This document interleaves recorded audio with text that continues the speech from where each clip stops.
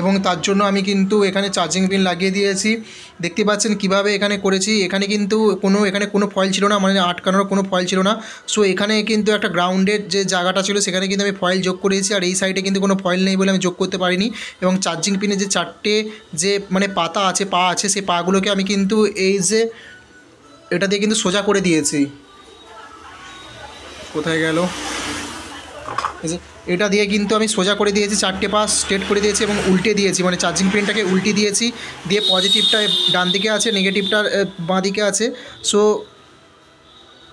একটু আবজা লাগছে, তার জন্য আমি গ্রুপ করছি। এই যে দেখতে পাচ্ছেন, এই যে নেগেটিভটাকে আমি কিন্তু এই যে গ্রাউন্ড, এই যে চার্জিং পিনের সঙ্গে জোড়ো করে দিয়েছি এবং পজিটিভটার সঙ্গে কিন্তু একটা জাম্পার করে দিয়ে এখানে কিন্তু ডান দিকে বাঁ দিকে দেখতে পাচ্ছেন একটা ক্যাপাসিটার আছে, সেই ক্যাপাসিটারটাই কিন্তু আমি জাম্পার করে দিয়েছি।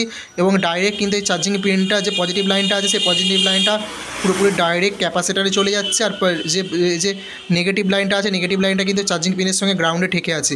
সো গাইস, এরকম করে আপনারাও জাম্পার করতে পারবেন। চার্জিং পিনটাকে উল্টে করে দিবেন, তাহলে কিন্তু জাম্পারটা করতে সুবিধা হবে। এবং ডাইরেক্ট কিন্তু এখানে 4.2 ভোল্টেজ বা 3.9 ভোল্টেজ যাচ্ছে, আমি কিন্তু মাল্টিমিটার চেক করে দেখে নিয়েছি। সো এটা কিন্তু এখন সাকসেস হয়ে গিয়েছে কাস্টমারের কাছে, এবার দেওয়ার পালা। সো এরপরে কিন্তু আপনারাও এভাবে জাম্পার করতে পারেন। যারা জাম্পার করতে জানেন না তারা শিখে নেন। এটা নোকিয়া 105, ঠিক আছে। সো গাইস, চলে আসবো নতুন একটি ভিডিও নিয়ে। এরকম ফোনের ভিডিও দেখতে গেলে চ্যানেলটি সাবস্ক্রাইব করে দেবেন, পাশে থাকবেন, বেল আইকন দাবিয়ে দেবেন।